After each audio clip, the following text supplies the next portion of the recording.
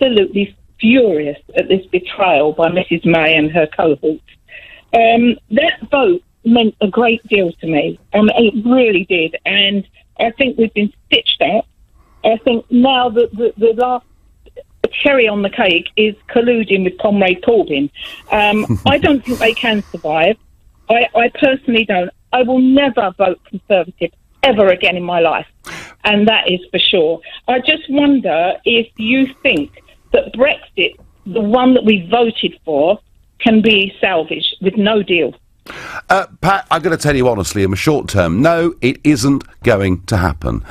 Even though we are supposed to, because we were supposed to leave on March the 29th, as you know, we're now supposed to leave on the 12th of April, but of course, into that gap, we now have a piece of parliamentary legislation. But also, Pat, the Prime Minister was never, ever going to do it. And frankly, she has openly lied to the nation. I know it's a very strong word to use on a Sunday morning. I'm sorry, forgive me. But that's how I feel about it. So Pat, Pat, the truth of it is, if we really want Brexit, and Brexit means independence, that's what it was about.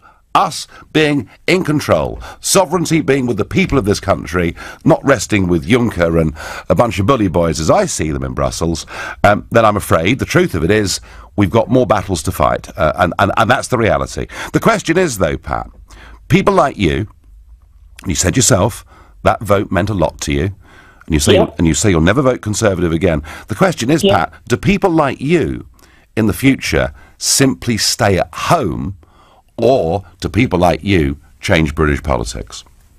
Well, I would like to think that we would change British politics, because I will vote for a Brexit party.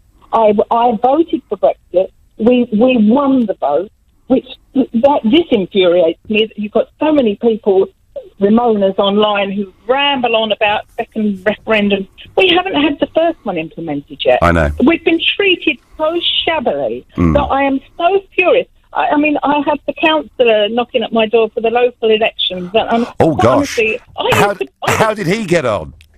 Well, not very well.